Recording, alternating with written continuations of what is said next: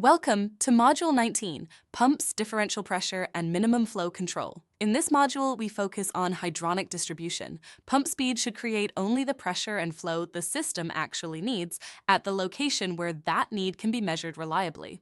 We will select pressure control objectives, evaluate differential pressure sensor locations, apply reset strategies, coordinate parallel pumps, protect equipment, minimum flow, and diagnose low delta T and hunting from real evidence. The objectives are practical. You will interpret pump, system, and valve behavior. You will locate pressure sensors according to the control objective rather than convenience. You will apply reset from valid terminal demand, protect minimum and maximum flow, coordinate parallel pump staging, and diagnose hunting, low delta T, and remote pressure problems. The key idea is that hydronic control is not just maintaining a number. It is maintaining useful pressure and flow for the real system. The core concept is that pump speed should create only the pressure and flow the system actually needs. Excess pressure wastes energy and can make control valves too sensitive. Insufficient pressure starves remote coils. Poor sensor location can hide both problems. The professional standard is to control hydronic pressure from validated terminal need while separately protecting every equipment flow constraint. Hydronic distribution control is often reduced to the phrase maintain differential pressure. That is incomplete. The engineer must define the objective. Are we maintaining authority at a critical branch? Are we satisfying the most open control valves? Are we protecting a remote pressure requirement? Or are we maintaining an approved hydraulic condition? Sensor location and reset strategy depend on that answer. A variable speed pump operates where its pump curve intersects the system curve. The affinity laws give useful approximations. Flow changes roughly with speed. Head changes roughly with speed squared. Power changes roughly with speed cubed. This explains why pressure reset can save significant energy. But these relationships are not exact guarantees across every operating condition. Minimum speed, efficiency, motor cooling, check valves, and system configuration still matter. A pressure sensor near the plant is easy to maintain, but it may not represent remote requirements. A remote sensor can reduce pump pressure and improve valve authority, but it may depend on communication and may be affected by a local piping anomaly. Multiple sensors can work well if the sequence selects the most demanding valid location and rejects invalid or forced readings. Sensor range, location, tubing, update quality, and fallback must be reviewed together.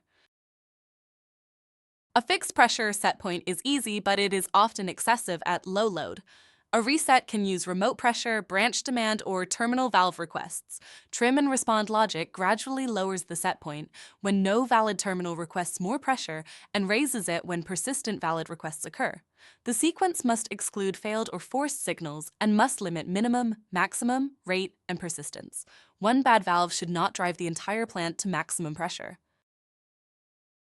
Terminal valve position can be useful evidence, but only when the terminal is valid and representative. Exclude coils that are disabled, overridden, failed, uncommissioned, or communicating stale data.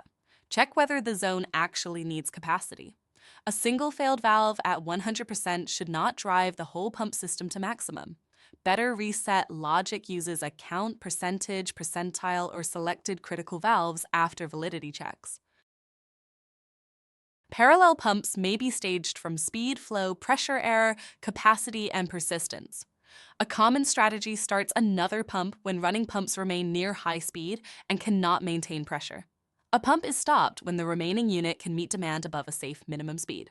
The transition should consider check valves, minimum flow, pump rotation, VFD availability, and hydraulic disturbance. Equal runtime is useful, but it should not override reliability or efficiency.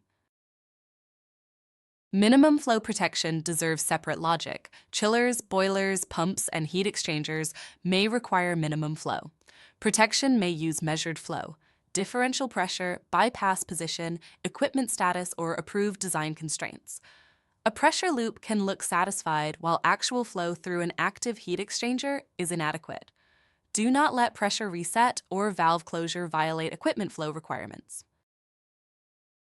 Low delta T can come from excess flow, leaking or oversized valves, coil fouling, sensor error, poor airside performance, bypass flow, or control instability. Raising differential pressure rarely corrects the root cause and may make valve authority worse. Valve authority describes how effectively a valve controls the branch pressure drop. Poor authority contributes to hunting and poor modulation. Controls review must include hydraulic conditions, not only loop tuning. When a differential pressure loop is unstable, do not tune first.